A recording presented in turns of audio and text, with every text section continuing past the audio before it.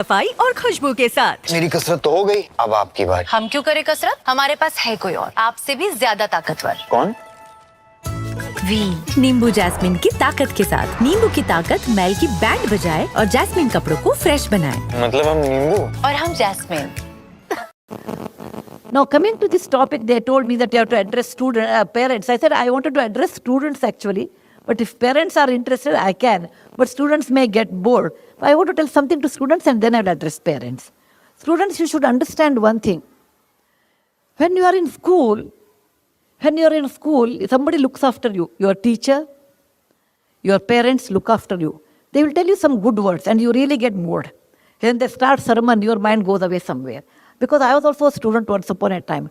Too many things that someone tells you, then you won't like it, actually. You won't like it. And too many things we should not tell also. If we want to tell parents, you should always tell in the form of a story. Never tell directly. You should be hardworking. As a child, you may not like it. But please remember, people who care for you only will tell. Third person will not tell. Please don't underestimate your parents and your teachers. It's your duty to understand what they are telling, for what reason they are telling. And you have to actually accept it. And later it will pay its price later part of your life. What you don't learn now will never be learned later. It is always false ideas. When I grow big, I will do. I don't know how many of you have read my book, The Story of Portado. Portado is a real life story. Portado was my classmate. He was reasonably bright, maybe very bright, I suppose. Never came to school, never came to college. I was in engineering college. He used to stay, he was from Goa. He used to come, he was in the hostel and he never used to come to college. Our college was 7 to 11, he will come around 10 o'clock or 9 o'clock, earliest mean 9 o'clock. And he will sit here, sit there, attend 2 classes. After that, afternoon he will come for the lab, etc. End of the year, 1 month he will get up early and he will study. And there is a method in college. You take question papers, April and October. Whatever comes in October will never come in April. Okay? I'm sure in the school also you have. Midterm will never come to final. Okay? So eliminate these question answers and then make a approximate question paper and study that, and he used to get a first class. He did all 4 years like this. Once I asked Portado, why you are such a bright person? You don't come to class. If you come regularly, you can get distinction. You can get a rank. He said, Sudha, you do not know. In life, it is not the education. It is the connection it really works. And we have to build a lot of connections. When you are young, it helps you. I came from a middle-class family. My father was a doctor, a gynecologist. I never understood this connection, all those things. Then he said, my father was in military. We were in Calcutta. There was a club, which we have never seen in our real life. So we thought maybe he's a big man. Years passed.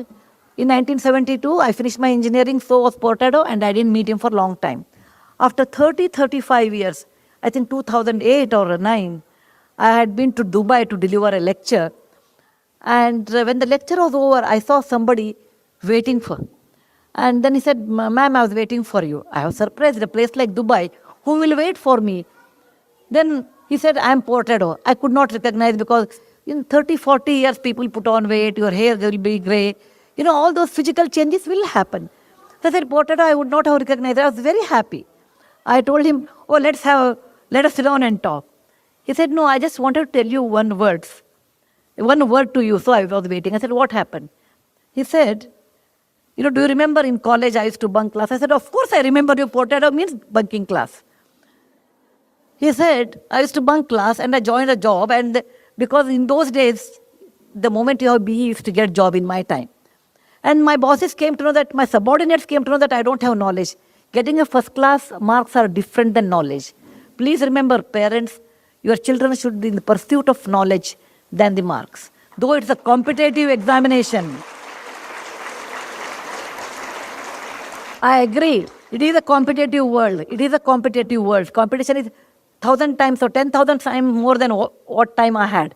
But with all those things, the knowledge which always helps you than your marks in real life. So he said, I got marks, but I did not have knowledge. Once the subordinates know that you don't have knowledge, they don't respect you. Once the boss knows you don't have knowledge, then he wants a reason to kick you out. I was kicked out from one job, then I took a second job, and I was so much used to getting up 9 in the morning. I'll go late to the office. I was kicked out there also. Over a period of time, I couldn't get job anywhere. And now I have a job as a manager job or a smaller job in Dubai. And I said, what about your family? He said, I have 2 daughters. I left them in Chennai to study. I said, what? He said, yes, I want they should study well. They should not become like me. I just waited for you to tell Sudha one thing. When we were young, I used to make fun of you. He used to tell me, you are like a running race horse, because the horse will see neither left nor right, it runs. Same way, you always were academic, and we used to make fun of you. Today, when we called you nerd, and I thought I was very smart, today I feel you are successful, and I wasted my life. I just wanted to tell you, if you don't discipline when you are school or in college, you pay a heavy price in later part of your life. Discipline, like coming up in a proper way, writing properly, okay, talking properly, communicating properly, respecting people properly. This really helps a long way in your life. So I don't want you should be like potato, regretting in your old age.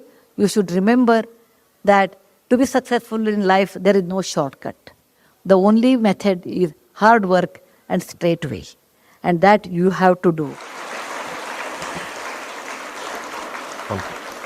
Thank you very much for giving me an opportunity to address both of you. And in case you have any questions, in my limited knowledge, and my answers are highly subjective. Okay? It is not, from any group theory I have taken. I will try to answer. Thank you once again. Visit our site, EnglishSpeechChannel.com, for exclusive access to video transcripts, offline audio, English lessons, and private classes. Don't forget to explore our free and new ebooks. Also, subscribe to our weekly newsletter for the latest updates. Links in the description below.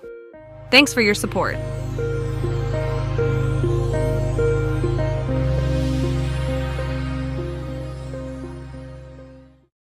अरे आजकल कोई post नहीं कर रही हो तुम? Big problem है, पहले सफेद बाल आ गए। ये तो 15 रुपए वाली प्रॉब्लम है। Godrej expert rich cream mini pack 15 रुपए में। इसका 10 गुना एलोवेरा आपके सफेद बालों की करे देखभाल और बाल दिखे सॉफ्ट एंड शाइनी। वाह, लाखों लाइक सिर्फ 15 रुपए में। Godrej expert.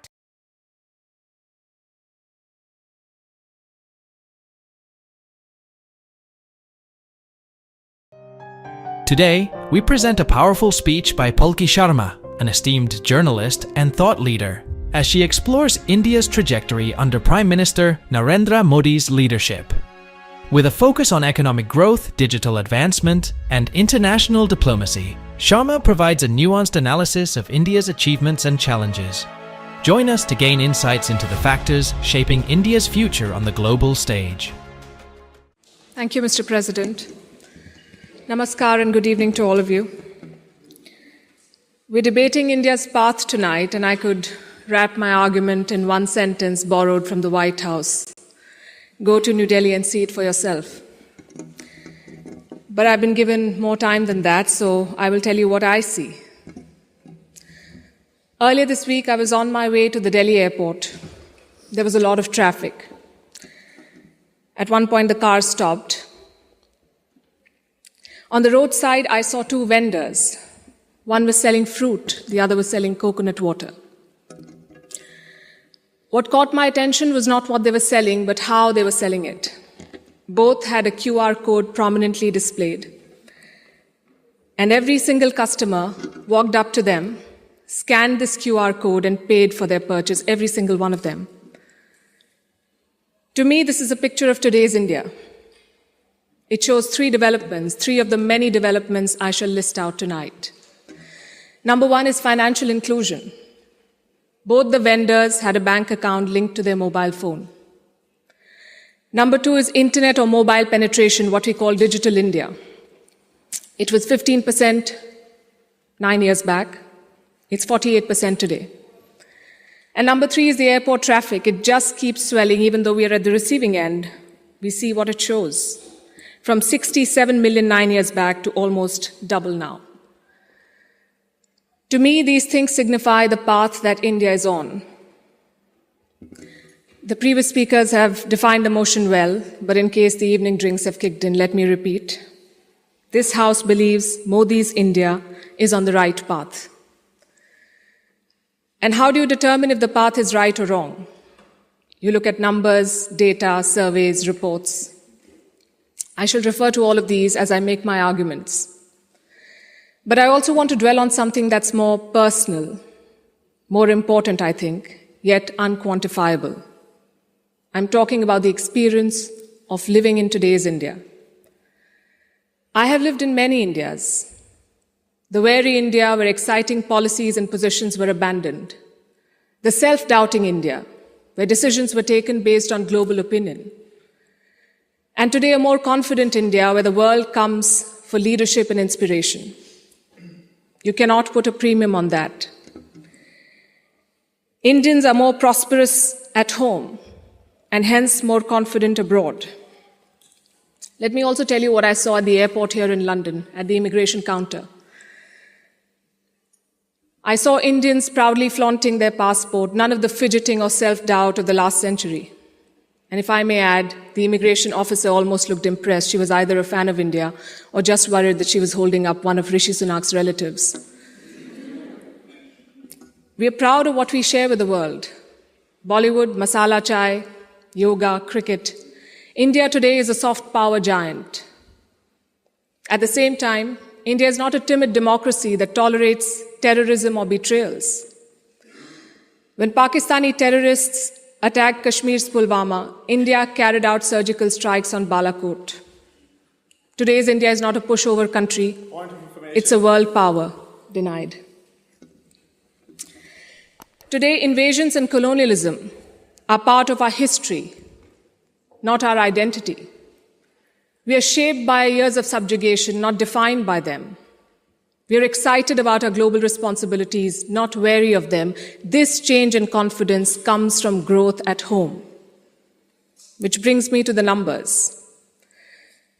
I'll start with India's welfare state system and how it has fared in the past decade. 110 million new gas connections, 470 million bank accounts, 220 million insurance beneficiaries. And to be fair, the welfare concept is not new to India. It's been there for a while. What's new is the approach. It's not just about putting more money in the pocket, it's about empowering people. And the result, once again, the evidence shows in the numbers. India's per capita income has gone from 86,000 rupees in 2014 to 172,000 rupees now. It has doubled. And a big reason for that is the falling inflation, from more than 8% 9 years back to less than 6% today. And this, ladies and gentlemen, is in the middle of a global cost of living crisis. Foreign direct investment is at its highest level. Foreign trade is at its highest level. The growth mantra is connectivity. And I don't have to tell the British that. First thing you did in your colonies was build roads and railways. Our growth story has been about two Indias. The urban India, the bustling urban India, and a sluggish rural India. Today, we are trying to connect the two. We are building more than 38 kilometers of highway every day, which is 50% more than what it was 7 years ago. The number of airports has doubled since 2014. The total capacity at seaports has doubled. This connectivity is what is driving India forward. You mentioned GST. Our constitution calls India a union of all states, which is a great tribute to our diversity. But it also meant 28 different state economies, different taxes, different trade practices. This government tried to unify it to create a single Indian market. It took time, but the result is this today. Tax collection is at its highest ever. The number of taxpayers has doubled since 2017. I have a lot of data I could go on, but you get the drift. So now I'm going to talk about India's global position. Because your path is also about your role in the world. Are you a troublemaker or a consensus builder? I think there is no doubt as to where India stands. India is a member of the Quad and the SCO. India is invited to the G7, but is also a member of the BRICS. India rubs shoulders with the West, but also leads the global South. Which other country can claim to juggle these roles? And how does India do it? Because we are not trying to play an outsized role in the world, we are trying to play the right role. In the Russia-Ukraine war, India has not taken sides. And I know it confuses a lot of people here, but back home the thinking is very clear. It is not in our national interest to pick sides and make things worse. India has excellent relations with Russia and the West, and we want to preserve that. It's like when your two good friends fight. Do you pick sides and make things worse? Or do you try to talk sense to them and bridge the divide? I know what a good friend would do. I see what India is doing. India has always been, or always tried, to be a part of the solution, not the problem. Look at our neighborhood policy. When Sri Lanka was sinking, India provided assistance worth $4 billion, no strings attached, no grudges held, for Colombo's proximity with China. A lot of people say that India is losing control of South Asia. I say South Asia was never India's to control.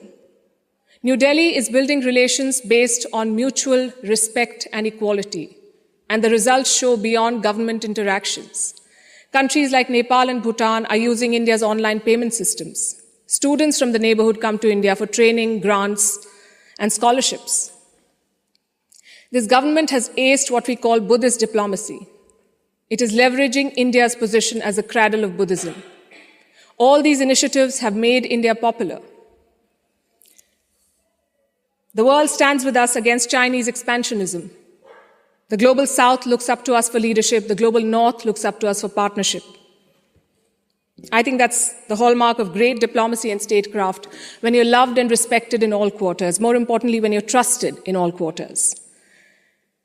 India repaid that trust during the COVID-19 pandemic. When the world forgot about morals and globalization, India sent 24 crore vaccines to 100 countries.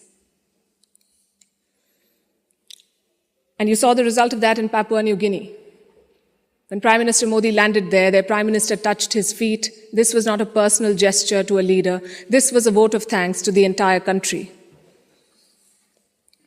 Let's talk about domestic affairs. Kashmir was brought up. This government abrogated Article 370. Today, Kashmir's economy is doing much better. 1.8 crore tourists visited the valley in the last year. That's the highest ever in Indian history, 1.8 crore. Kashmir is getting its first ever foreign direct investment, and that too from a company in the UAE. But since this is Kashmir, let's not limit ourselves to finances. Let's talk about security. Terror attacks in the valley have almost halved in the last few years. The numbers are staring in your face. Security is better, economy is better, Kashmir is better. Plus, we have corrected a historical wrong imposed on India. Let me also address something else that was raised by the opposite side, and that is religious intolerance. It's easy to quote anecdotal evidence and paint an entire country as intolerant. But random elements and sporadic incidents do not speak for India or its leadership or its government. Only policies do, and I'll tell you about those policies. More Muslim students got scholarships in Modi's first term than the previous government. I'm talking about 2 million more Muslim students. If the idea was to marginalize them, why give them more scholarships? Look at the government's Hajj policy. Prime Minister Modi held personal talks with the Saudi regime to increase India's Hajj quota. In 2014, it was 136,000. By 2019, it was more than 200,000. Again, if the idea was to marginalize Muslims, why increase the Hajj quota? This government abolished triple talaq. Would you call it reform or repression? Let me also tell you what a Pew study found in 2021. It runs counter to every argument that will be made here tonight. It found that 89% of all Muslims and Christians in India say they're free to practice their religion. I'll repeat, 89% of all surveyed Muslims and Christians, but no, let's build on perceptions and anecdotes, not on facts. I would also point you to all the social schemes, the bank accounts, the gas connections, the insurance policies. They're available to all citizens of all religions. Does that mean India cannot do better? Absolutely not. Even one incident of marginalization is one too many, but how would you judge an entire country's path? In fact, it struck me when I was invited for this event, why would Oxford University be interested in debating the path of Modi's India? Because India has defied Western predictions. It's the world's largest democracy charting its own course. India today has shed the burden of trying to comply with Western constructs. No amount of lecturing or virtue signaling is shaking India's confidence, and that is what unsettles critics. There are hit-and-run experts with no accountability who make pronouncements based on their political leanings to create an anti-India narrative. GDP growth won't touch 5%. There was corruption in the Rafale deal. The government was snooping in opposition parties using Pegasus. All of these make for juicy headlines. And they make it look like everything is wrong in India. But when a Supreme Court investigation finds no wrongdoing, when India's growth crosses 7%, who is questioning these experts? When an 85% Hindu majority Karnataka votes out the BJP, is the West then lauding India's secular credentials? You see, to judge a country's path, you have to be able to separate agenda-driven narrative from facts. In conclusion, let me say this. For any country in the world, there is always a wrong path. Enough dictators and autocrats have shown us, but there is no single right path. Britain has its own right path. India has its own right path. As long as democracy is respected, as long as the Constitution is respected, I would say to each their own. It is wrong to judge one country on the parameters of another. And that has been the beauty of India since 2014.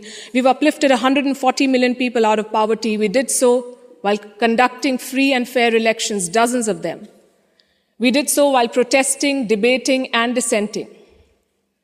And finally, I think the hallmark of a right direction is also public approval. Do the people think you're on the right path? The people of India answered that question in 2019. Thank you.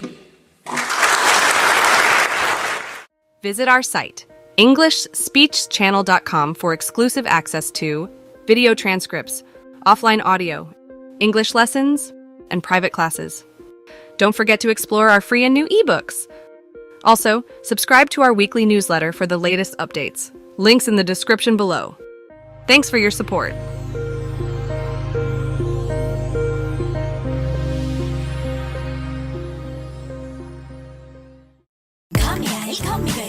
माई फूल ले आई नी निखार गायब ब्याह में आई से जाइब घाम में अइला गैला से बस 7 मिनट में त्वचा हो जाला डल। यही से अब तक के सबसे बेहतरीन नया glow and lovely acre vitamin भीतर से रोजे उभारी नया जैसन निखरल त्वचा, ताकि बनल रही राउर निखार। नया glow and lovely.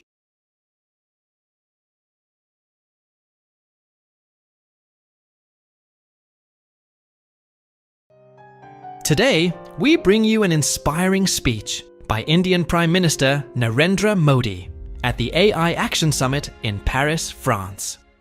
Speaking alongside French President Emmanuel Macron, PM Modi shares his vision for AI governance, innovation, and responsible AI adoption. He highlights India's leadership in AI, emphasizing the importance of transparency, sustainable development, and ethical AI use. Watch as he explores AI's role in reshaping economies, job markets, and global cooperation. Excellencies, friends, let me begin with a simple experiment. If you upload your medical report to an AI app, it can explain in simple language, free of any jargon, what it means for your health. But if you ask the same app to draw